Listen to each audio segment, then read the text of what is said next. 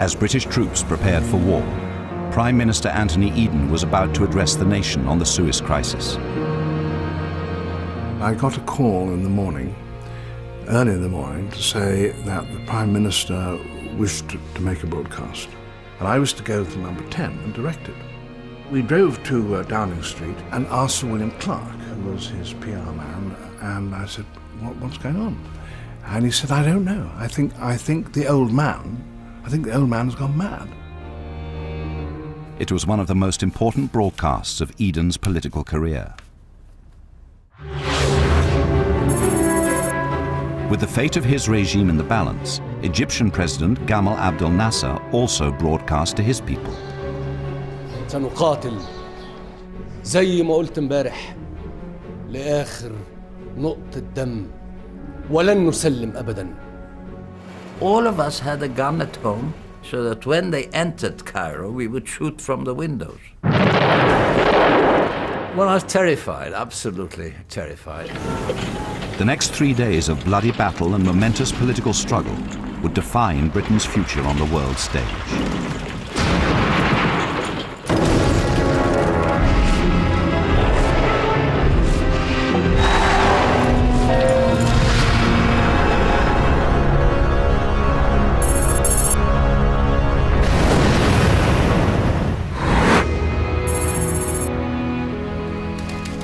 He had been Churchill's foreign secretary during the Second World War. But Anthony Eden did not appear to be coping well with the current crisis. He was in the bed, sitting up. But what was very alarming was that on the shelf at the back of the bed, there were whole lines of pills in bottles. And he looked dreadful. I mean, he was very ill. Do come in, David. What we did was to take police action.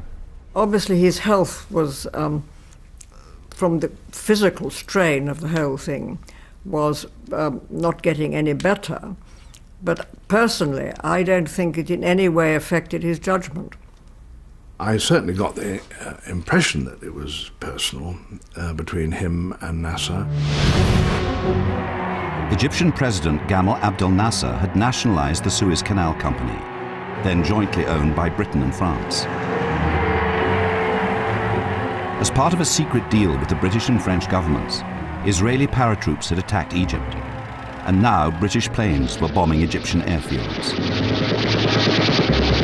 An international crisis was enveloping Downing Street.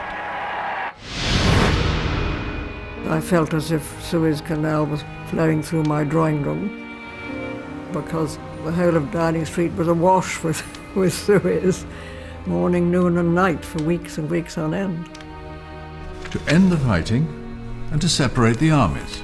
The only contribution I made was in the view of all the cabinet sitting there. It was I who said, look, I do think, Prime Minister, that if you're going to give a good performance this afternoon in a few hours' time, you really ought to rest.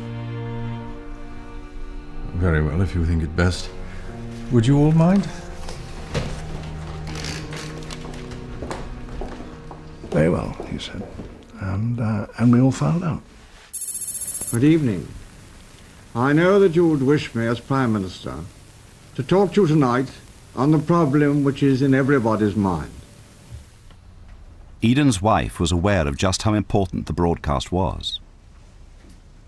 She looked at the picture on the monitor, and it looked very washed out. And with like sort of 10 seconds to go, or a minute to go, before I was going to be on the air speaking to the world, she said, it's a conspiracy. Nobody can see the Prime Minister's moustache. And she took out some eye mascara and darkened his moustache. And it was touching, really. She had a deep affection for him. And he was very ill. He was so determined to go on, you know, he just charged on. All my life I've been a man of peace. Working for peace, striving for peace, negotiating for peace. And I'm still the same man, with the same convictions, the same devotion to peace. I couldn't be other, even if I wished. But I'm utterly convinced that the action we have taken is right. There are times for courage, times for action. And this is one of them. Good night to you all. I remember him saying to me after the broadcast, you know, people say we should have done this earlier, but actually we couldn't. I couldn't get forces there to the canal in time. The Egyptians were preparing for an all-out Anglo-French invasion. Thousands of weapons were distributed to Egypt's civilian population.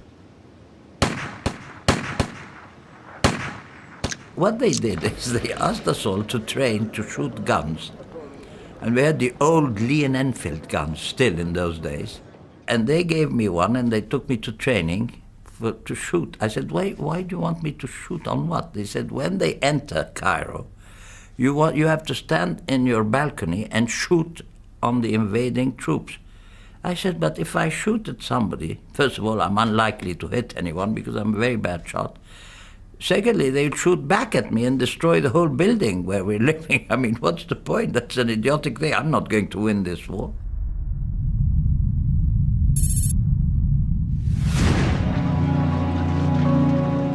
In Britain, not everyone agreed with Eden's tough stance on Suez. The day after the broadcast, the Labour Party organised a massive protest in Trafalgar Square. I remember the loudspeaker vans calling out. They went down these narrow brick streets, you know, law, not war. You know, come to the demonstration, Trafalgar Square, law, not war. I knew it would be big, and it was enormous. The only speech I remember is in Iron Bevan. We found ourselves laughing all the time at the great Bevan speech. Sir Anthony Eden is sincere in what he is saying, and he may be. He may be. Then, if he is sincere in what he is saying, then he is too stupid to be a Prime Minister.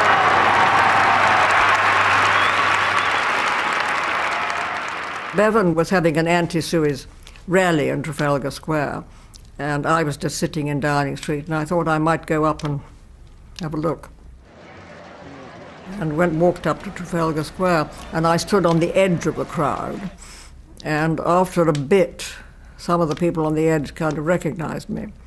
And of course, the ones on the edge of the crowd, I suppose, were just curious and passers-by. And they all came rushing round me and saying, you know, good on you and keep it up.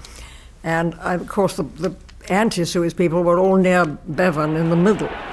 But then it got rather kind of noisy, so I thought I'd better go away.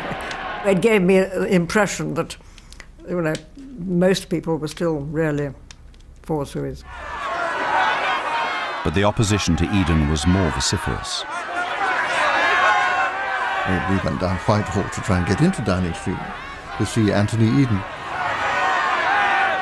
And then a big riot eventually began, because this was a very determined, very, very angry crowd, and the mounted police began to charge into the crowd. We weren't used to the idea that police could use force.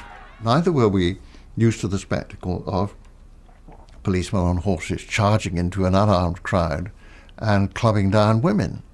That seemed unbelievable. We couldn't believe we were seeing this.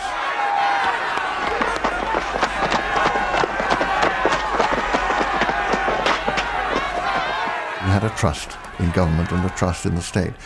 And Suez marked the end of that. It marked, suddenly, the realization that the state could be criminal, that a British government could lie, cheat, and commit unforgivable aggression.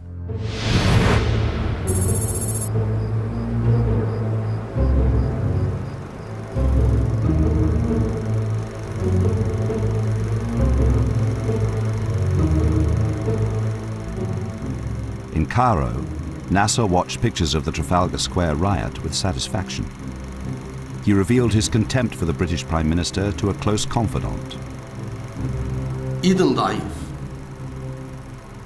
ضعيف الشخصية ضعيف في موقفه داخل حزبه وداخل حكومته، ضعيف في موقفه قدام بلاده.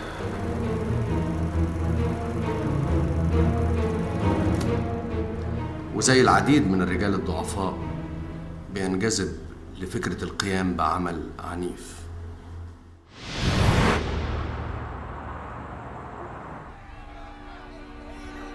Any further delay, even by 24 hours, will make it far more difficult to resume military operations afterwards. And if we do continue... As the demonstration raged outside, Eden now held the most crucial cabinet meeting of the crisis. The only pretext for the invasion was to intervene in the war between Israel and Egypt. But it now looked as if the Israelis were going to accept a United Nations ceasefire. The cabinet had to decide whether to go ahead with the invasion. I propose we move to vote. Eden asked the cabinet formally to indicate their views. I am for proceeding with military. Most of the cabinet were in favor of going ahead with the invasion, but 2 were for calling it off and 4 were for postponement. Among the high-profile dissenters was leader of the House and influential Tory, Rab Butler. Jane Williams, one-time secretary to Winston Churchill, is Rab Butler's niece. She was living with her uncle during the Suez crisis. Rab was totally exasperated. He also felt that he was being excluded from the whole situation. His opinions were not asked, he was ignored, and he was very, very dubious about the wisdom of the whole operation. He felt that sending in troops was not the right thing to do. He felt that strongly, and he thought it would end in disaster. With the cabinet divided, Eden reportedly adjourned the meeting to await news of the possible Israeli ceasefire. I think it best if we adjourn for a few moments to allow me to consider my position.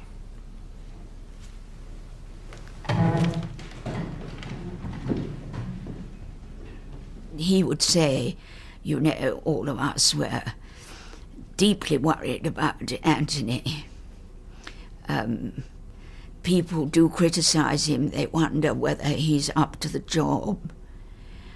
And it seemed to me that it was strangely unsympathetic to Eden. News from New York. The Israelis have not agreed to a ceasefire on terms acceptable to the United Nations. Bravo!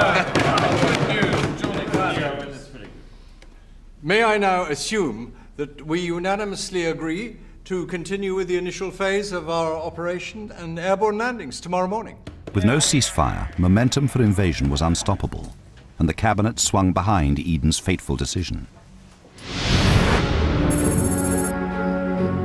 The omens looked good for the Anglo-French campaign. The Egyptian army was already suffering at the hands of Israeli troops. Despite the defeats, support for Nasser in Egypt remained strong. This was a blow for Eden, who hoped that military reverses would topple Nasser's regime.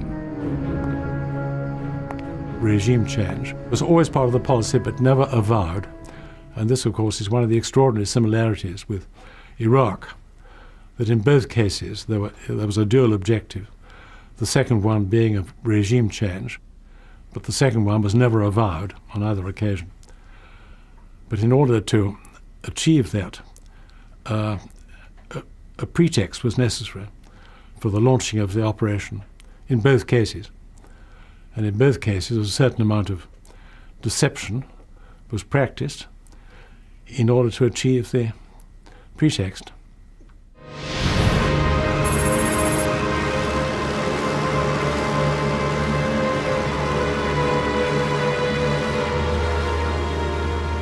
Daybreak on November the 5th.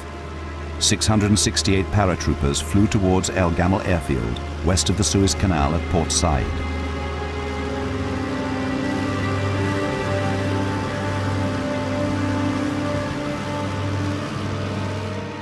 The boys in the aircraft had this miraculous capability to sleep anywhere. and half of them were straight out cold, having a few Zeds.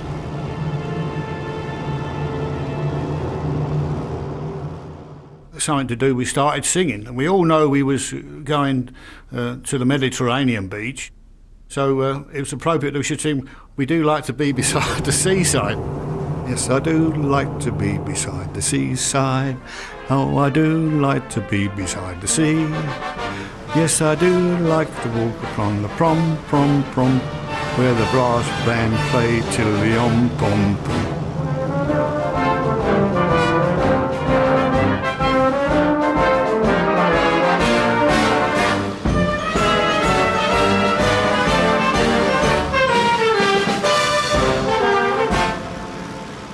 As we got near, we all stood up and got ready with our equipment and moved forward to the door.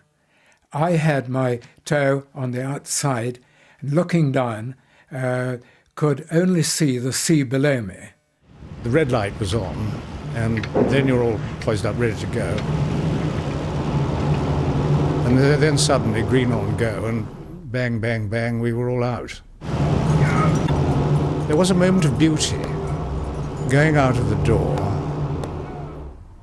yellow, buff sand, a great cloud of black smoke from the control tower buildings of this airfield we were attacking, and wonderful coloured sky, a sort of lavender blue, and all these parachutes ahead of me streaming down and opening one by one. And I just remember thinking, this is a lovely moment.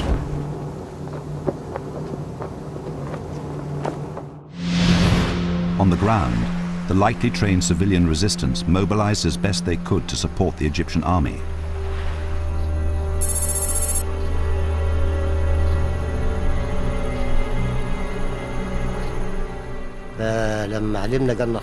Around 5 a.m., just before dawn, when we heard that foreign troops were landing, we went to El Gamil airfield. We took the guns we'd trained on.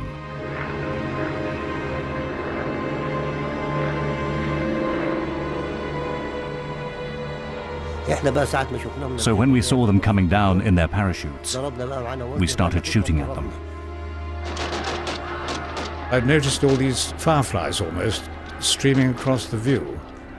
And I did then realize that they must be tracer bullets. And I thought, we're giving these people hell, hooray. Of course, all the wretched tracer was actually directed at us.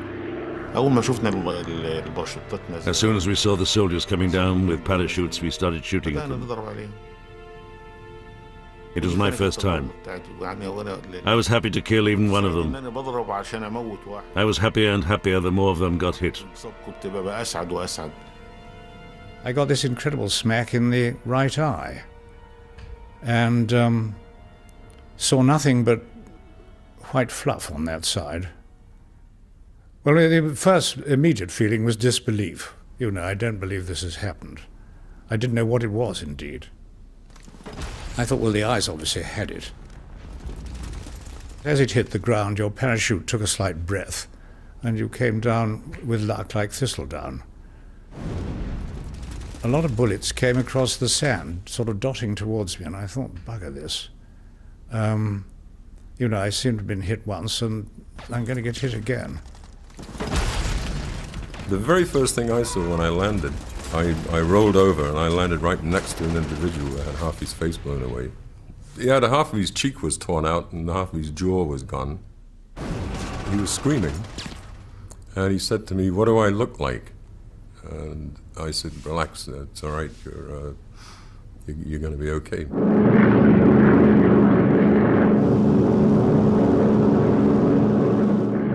Meanwhile, French paratroopers were landing on the other side of the canal, east of Port Said. A British contingent landed with them.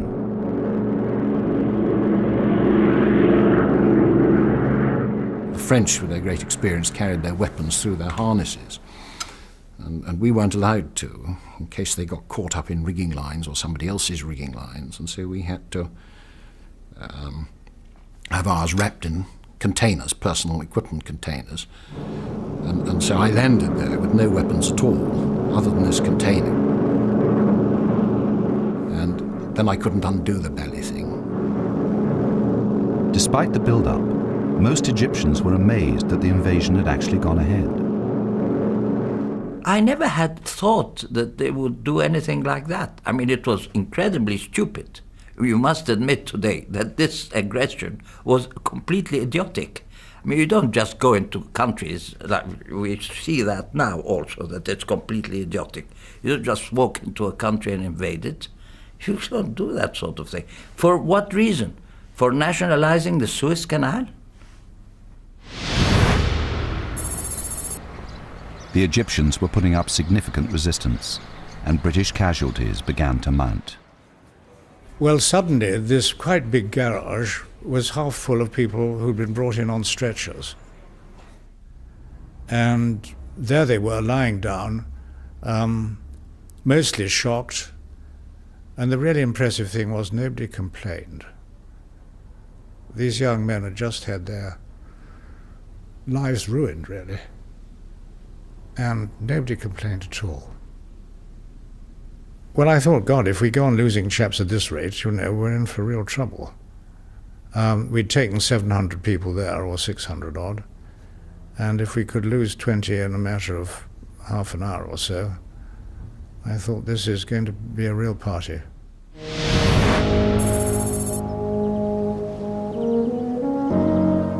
هذا صوت بريطانيا. يا شعب مصر. The British were also fighting a propaganda war. Broadcasting from Cyprus, the Voice of Britain portrayed Nasser as the source of all the problems befalling the Egyptian people. Well, as a sort of crazy man who has nationalized something that is of vast international importance, who has brought death, destruction, bombs and everything else upon the Egyptian people, and who should be chucked out by them. Very crudely put, but it was a fairly crude message. لقد اقترفتم خطيئة وهي أنكم وثقتم في عبد الناصر وصدقتم أكاذيبه. أما الآن فإنكم تستمعون إلى الحقيقة. Eden's obsession with Nasser is equivalent to Bush's obsession with Saddam. Personal, irrational, unhelpful. The main body of Paras now headed east, towards the town of Port Said at the mouth of the Suez Canal. En route was a cemetery, which became the scene of a fierce firefight. If anybody's ever seen any pictures of Dante's Inferno, it would give a pretty good vision of the cemetery, because certainly when we got in there were disinterred corpses. There were these enormous mausoleums, which there were bits and pieces of them falling down and collapsing into themselves. They'd been under fire. There were Egyptian soldiers running all over the place. British planes were bombarding the Egyptian positions in the cemetery, unearthing long-buried corpses. We were hiding in the cemetery, and the warplane was flying above us and dropping bombs. We saw graves blow up and corpses swirling around in the air. There'd be a half a body here and a half a body there, and bits and pieces, and a mausoleum falling down, and a coffin sticking up, and quite a few dead Egyptian soldiers as well, yeah. Quite a few live ones also. It was very heavy fighting in there, and it was very fast. It was kind of like house-to-house fighting in that sense, except it was grave-to-grave fight. There was two Egyptians that were shooting at me from behind the headstones.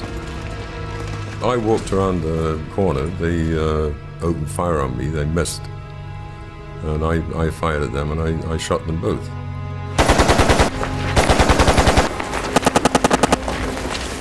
And then I went over to their bodies, and I took a postcard from out of the pocket of one of them. I just wanted to see who it was. This is the first person I'd ever killed, to my knowledge. I've looked at that photograph a few times over the years, and certainly reflected on how easy it is to take a life when you have a gun in your hand.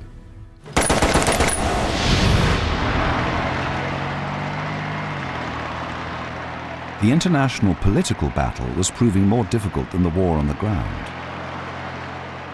The British had chosen to invade on the day before the American presidential election. President Dwight Eisenhower, who was seeking re-election, had warned the British that he objected to the use of force against Nasser.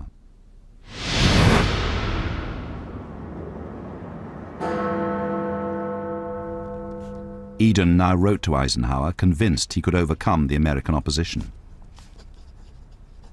Dear friend, I know how strongly you feel, as I do, the objections to the use of force. But this is not a situation which can be mended by words or resolutions. I believe as firmly as ever that the future depends on the closest Anglo-American cooperation. It has, of course, been a grief to me to have had to make a temporary breach into it, which I cannot disguise. If you cannot approve, I would like you at least to understand the terrible decisions that we have had to make. History alone can judge whether we have made the right decision. They were victims, I think, of their own self-deception with respect to Eisenhower. Eisenhower had made so manifest in the specific letters that he personally wrote to Eden that they could not possibly have not recognized that he was adamantly opposed to the use of force. They perfectly well knew that what they were doing would be opposed by Eisenhower. There's no doubt of that. The soldiers risking their lives on the ground had little idea of the desperate political gamble being taken in London. At the cemetery near Port Said, the fighting was reaching a level of ferocity that shocked some of the British paratroopers. I know the expression, take no prisoners. We didn't take prisoners. Yeah. Paras don't take prisoners. Didn't then. Because you didn't. Because you can't, you haven't got the men. You haven't got the men to guard them. You know, there's another problem. This is not an order, it's just a thing. It's a thing, you survive, you're out to survive, you are a few hundred, very small few hundred, against potentially, you know, thousands. And something's going to be in the way, it's going to be a problem. Get rid of the problem. You kill a lot of people. There are some shrubs and there were some men in there. I realised there were soldiers in there, so I turned round and I just did a rake through the bushes. There were a number of casualties there, or dead men actually. Your training ultimately is to kill, and all your training becomes instinctive, and you kill. Things where somebody with a Bren gun would have maybe 3-4 Egyptian soldiers running, and he'd stayed open fire and see if he could keep them in the air, keep them dancing in the air while he was firing at them. And that was just monstrous to me. That was it was horrendous. I saw so many Egyptians that were essentially executed for no particular reason. I'm pretty sure that if we just kicked their asses, they'd have run home. I felt sick, I really did. I felt utterly sick, and on a couple of occasions, I remonstrated and said, why? And I was told to fuck off and mind my own business. A senior surviving officer from the campaign insists that the Paras followed the rules of warfare at all times. The Battle of the Cemetery was a very difficult battle. But the important thing is, and all our soldiers knew it, that if they took any prisoners, these were to be treated humanely, to be carried back if they were wounded to our casualty clearing station, and to be treated as human beings, as under the Geneva Convention.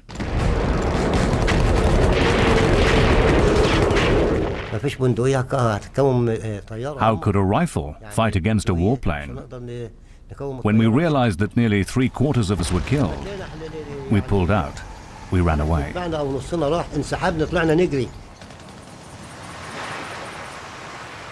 As darkness fell on the Egyptian battlefields, British commanders were content with the advance towards the Canal Zone.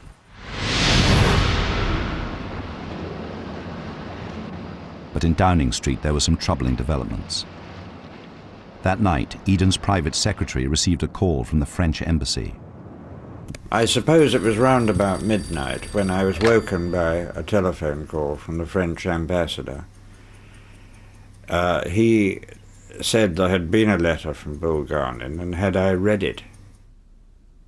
Nikolai Bulganin was the Prime Minister of the Soviet Union.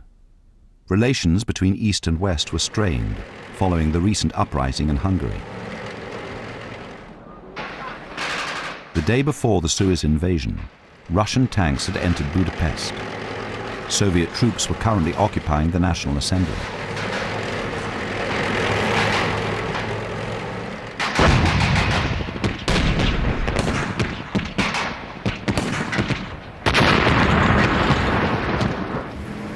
Now, in his letter, Bulganin issued dire threats of retaliation for the invasion of Egypt.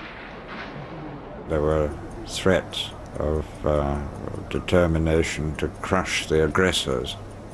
The question was whether this should be shown to the Prime Minister straight away, which would mean waking him up.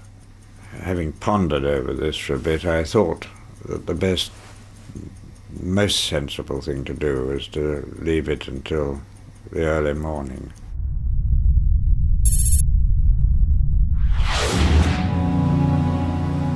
The next morning, the second phase of the invasion went ahead. We were on the flight deck early in the morning. The sun was breaking in the eastern sky. With Valley was at 2:30 in the morning.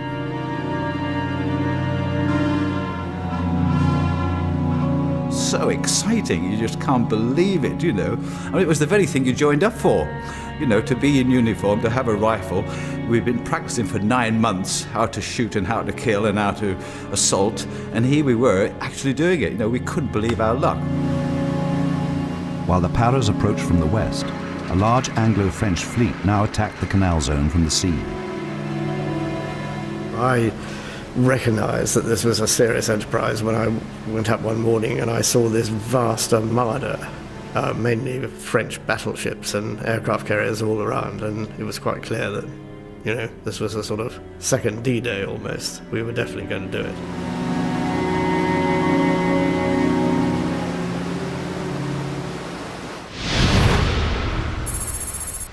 At 4 o'clock in the morning, the naval guns opened fire at the coastal defences. Jet fighters strafed the beaches in preparation for the landing.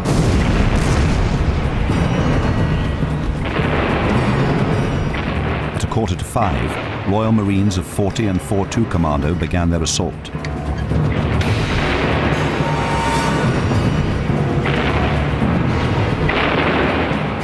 Their objective was to seize Port Said at the mouth of the Suez Canal. Once the town was secured, the British could press on and take control of the canal itself.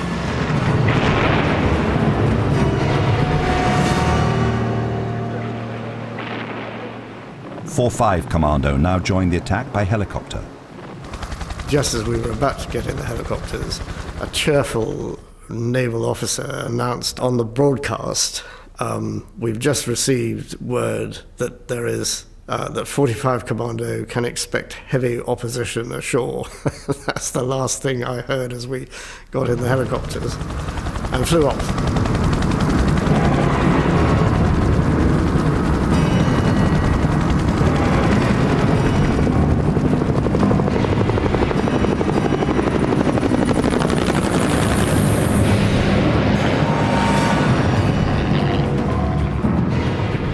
Well, I was quite impressed, actually. The bombardment looked as though it was very efficient. There was lots of black smoke, and you got the feeling that somebody had taken a hell of a pasting on the beach, and hopefully when we landed, we wouldn't be quite so rough. And then we're flashing across the water now, going over the 50 feet above the sea. We can see ships out to the west. And then suddenly we're over the beach, and I can see the shacks, which are on fire, still burning, still smoking, the beach huts.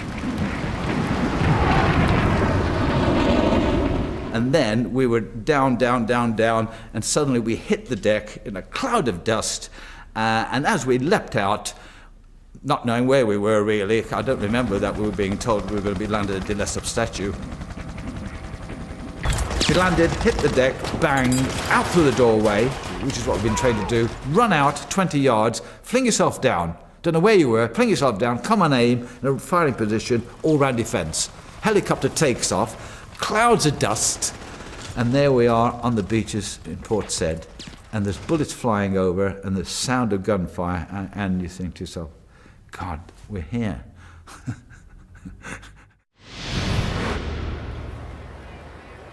That morning in London, the political crisis was coming to a head. Shortly after Eden learned of the threats from Soviet Russia, news came that the international money markets were turning against the pound. The Chancellor of the Exchequer began to wobble. Well, Harold Macmillan started to, I won't say lose his nerve, but he started to backtrack when there started to be a run on the pound. Surely the issue here is financial. Macmillan informed his cabinet colleagues that there had been heavy selling of sterling overnight in New York. Devaluation and the death of sterling. Some of Eden's allies believed that Macmillan may have been playing a double game, using the crisis to advance his hopes of succeeding Eden as Prime Minister. Well, Harold Macmillan was a devious man, I think it's fair to say. Eden was a much more straightforward character in every way. I have just received confirmation during this meeting that unless we agree to a ceasefire... To support the value of sterling, Britain was spending millions of pounds from its reserves. But Macmillan overstated the scale of the financial crisis. In addition to this, there is the serious danger of oil sanctions. You could say, perhaps, that Harold Macmillan was more subtle. I don't think that he betrayed Eden during the crisis, but I suppose he saw it as an opportunity to replace him, yes.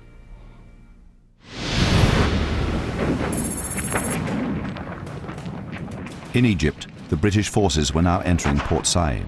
They encountered some desperate resistance. We then embarked half the unit in the LVTs and drove down the center of the town, being sniped at by snipers from windows from the 5th floor down, and also we had grenades chucked at us. Some of the young men with us only had wooden sticks. People who didn't know how to use guns just held sticks. Even women came out to fight with us. Initially, would reach the building, ground floor, and work our way out and clear it. To clear each floor, kill anybody who was in the rooms. We saw this emplacement disappear in a cloud of smoke and dust and people screaming. And the routine then is to up and charge and kill anybody who's still alive.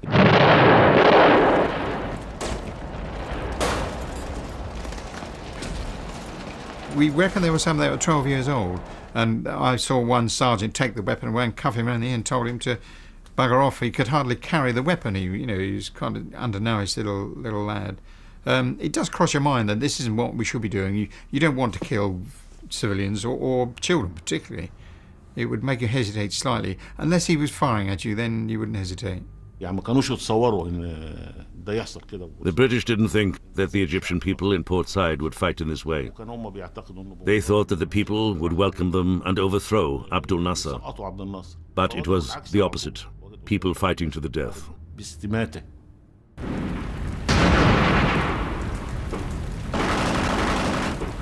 had to take cover quickly, and we got down behind this wall. We were carrying down, really scared. The noise and the machine gun fire around it was just terrific. And all through my head, I thought, that's it. I thought about my mother. I thought about my father. Pictured their faces. It may have been an instant. It may have been like a 1 second or a 2 second instant. And I thought, God, I'm not going to see them again. And I thought, I'm only 19. I've never had sex. never been in love, never been out with a woman, and I felt so despondent in those about 3 or 4 seconds because I thought I was going to die, and I thought, you know, so unfair. The diehards were stuck in flats in a window, and sometimes we'd use this 105, basically our artillery, to clear the building. We'd just shoot one of these off and it'd wipe out anybody in the building.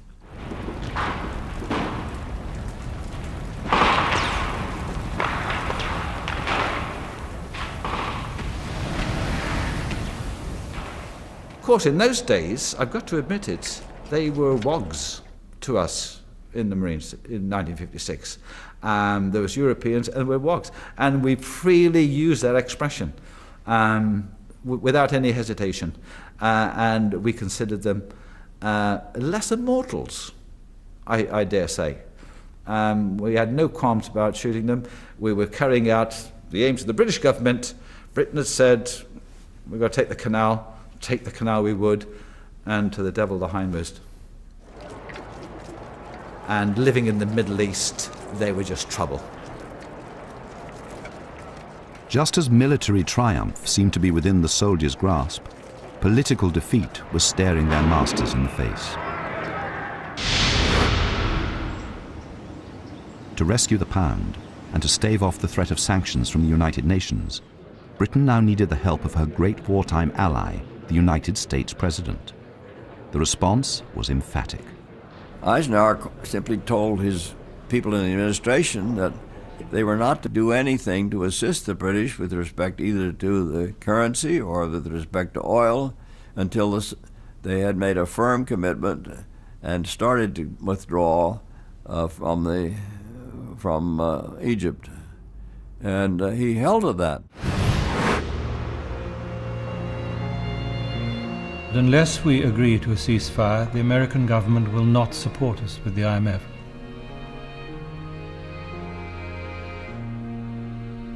We've got to stop. With no prospect of American help for sterling, and in the face of worldwide condemnation, the British government caved in.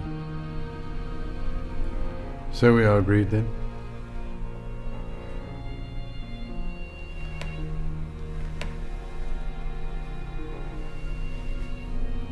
A ceasefire it is.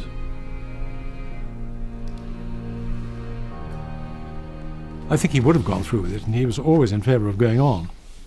The cabinet really lost their nerve at the last minute. But while discussions in London veered towards peace, the tragedies of war continued in Egypt. I'm looking along the promenade westward, and low down on the horizon I saw a silhouette of an aircraft come towards me. And I thought nothing of it and kept walking. And then suddenly I looked up again, and along the leading edge of the wings I saw little sparks flickering, and I thought, what's that? What's he doing? Just like that. And then there was loud explosions either side of us all the way down the road. Bang, bang, bang, bits of concrete going. And for another split second, I still thought, what's that? It was a fighter from a British carrier mistakenly firing on British troops.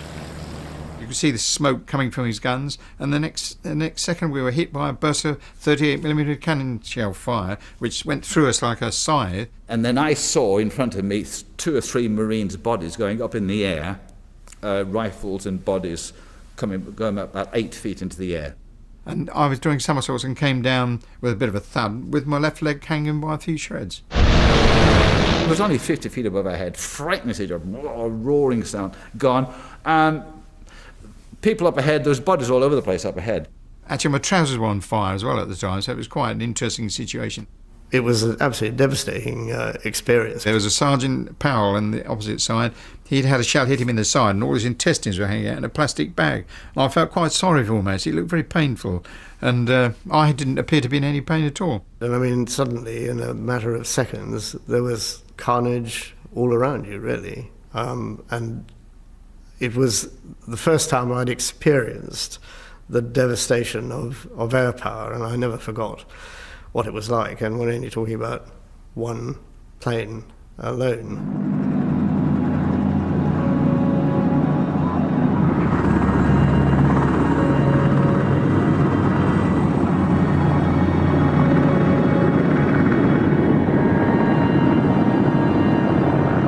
remember laying down on a stretcher, and they brought my colleague in with his leg all shattered, and we held hands together, and I've got a little note on a tag on me saying, amputate. So that was the end of that. He got the same tag on him. We just shook hands and says, well, at least we'll be home by Christmas. Colin Ireland is not bitter towards the British pilot who mistakenly fired on his own troops. I would have wrung his neck at the time, but afterwards I realised he was doing his duty possibly a bit too diligently. But otherwise, no, I don't blame him. The friendly fire incident claimed the life of one Marine and 16 others were wounded. But by the end of the day, resistance had crumbled. And with Port Said secure, the canal was at the mercy of the British and French troops. We had no strength left. We were being attacked from all sides. The town fell because how could we attack tanks and armored cars? We were finished. But after less than 48 hours, the British advance was stopped in its tracks. This is the BBC Home Service. Here is the news. The Prime Minister announced in the Commons tonight that the government have ordered a ceasefire in Egypt at midnight, subject to certain assurances by the United Nations Secretary-General. We were pleased that it had come about because we had done our job.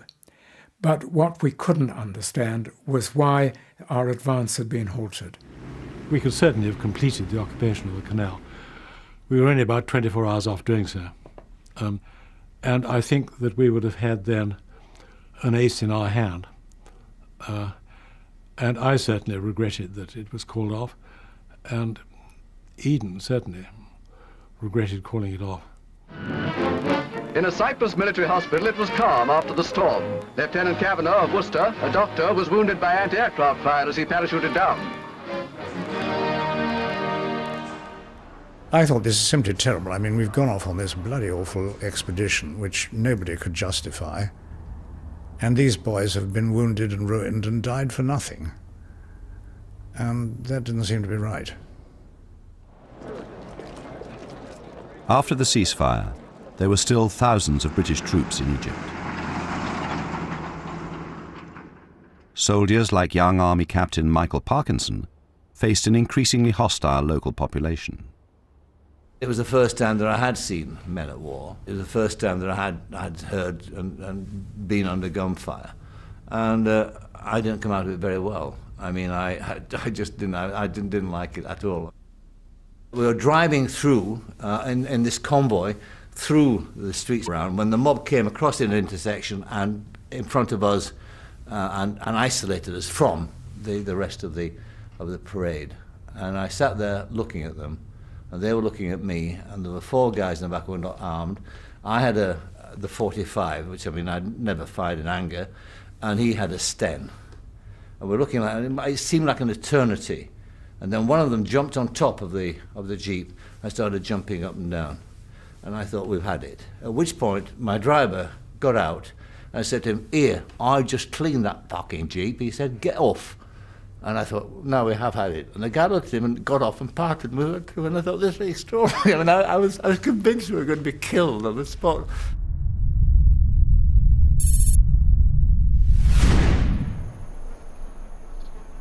The British tried to downplay the number of Egyptian casualties, initially claiming only 100 Egyptians had been killed during the invasion.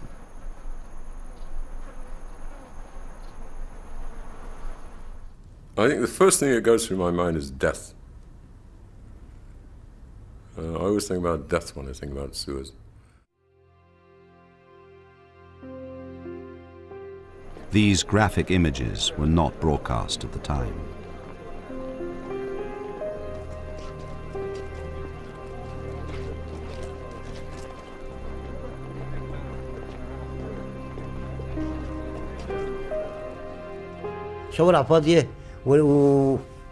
The streets were empty, and there was blood and dead bodies everywhere. It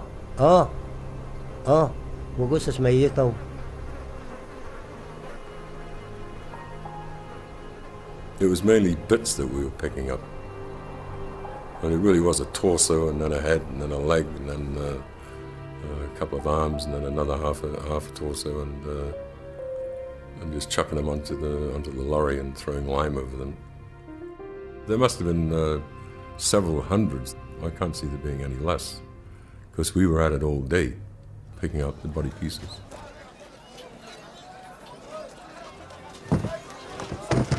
We saw lots of dead bodies. I mean, we had dead bodies all around the apartments where we were based, of course, because there had been fighting and hand-to-hand fighting, street fighting, to clear the streets. So we saw all that, and indeed when we went to purloin our first car in a garage to get around, to nick our first car from a garage, I suppose was the word, we looked under the car, and there was, because we were trying to push it out, and there were two bodies under there. There's no reason why we couldn't move it.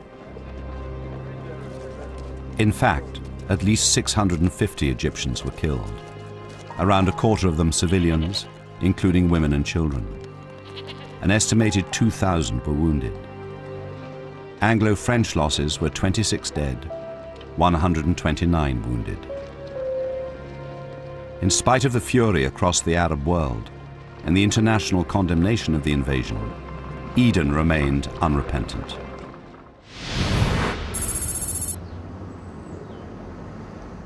We make no apology and will never make one for the action which we and our French allies took together.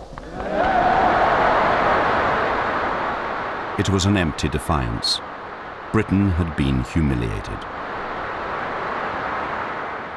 Eden hung on to the last desperate hope that with a large army in place, Britain could still maintain some influence and save face. But in the final blow for British power, the Americans insisted on the complete withdrawal of British and French troops. We had not understood that so far from doing this, the United Nations, and in particular the United States, would insist that all advantages gained must be thrown away before serious negotiations began. This was the most calamitous of all errors. Had we expected it to be perpetrated, our course might have been otherwise, but we could not know. As it seems to me, the major mistakes were made not before the ceasefire or in that decision, but after it. I did not foresee them. I think he felt let down by the Americans at Suez. I think he was disillusioned and disappointed by their behavior, because he'd always considered them as allies and loyal. Eden also came under serious pressure at home. Suspicions were growing that the British government had played some role in provoking the war with Egypt. In fact, 2 months earlier, at a secret meeting in a French villa, Britain had conspired with the governments of France and Israel to start the war. On the 20th of December, Eden was asked in the House of Commons whether he had prior knowledge of the Israeli attack. I want to say this on the question of foreknowledge, and to say it quite bluntly to the House, that there was not foreknowledge that Israel would attack Egypt. There was not. Anthony Eden, one of the great international statesmen of his generation, had misled the House. It was to be his last appearance in the Commons.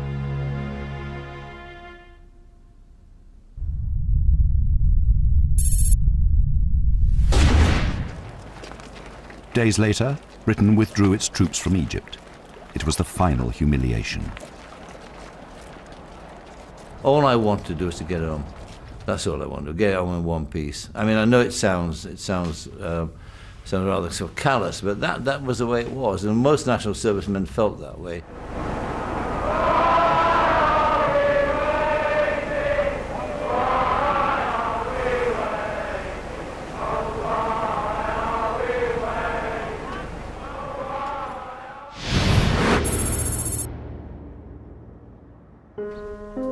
With his health failing, Eden addressed the cabinet for the last time. As you know, it is now nearly 4 years since I had a series of bad abdominal operations.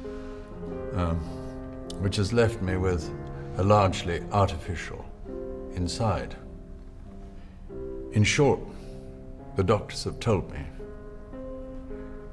that I should not last long if I remained in office.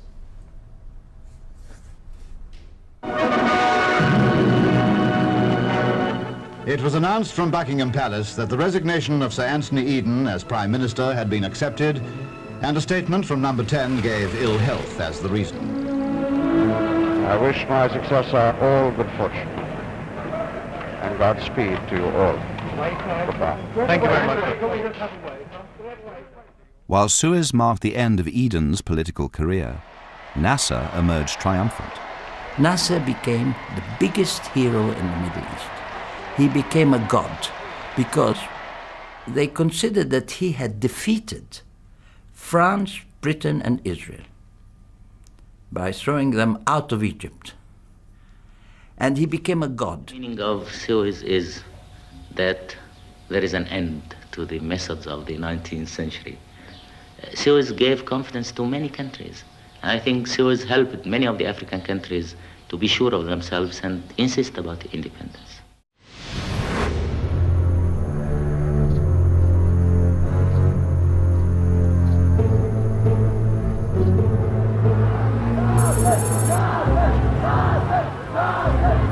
For the rest of his life, Nasser remained an iconic figure.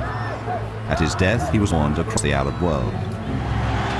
In the wake of Suez, Iraq had followed Egypt and overthrown its king. Arab nationalism swept through the Middle East.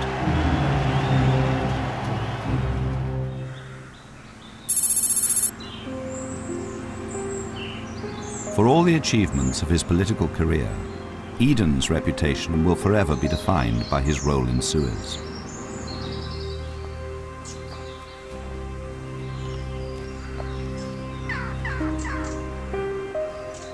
My memory would really be that his determination and to go through with it, and his fortitude.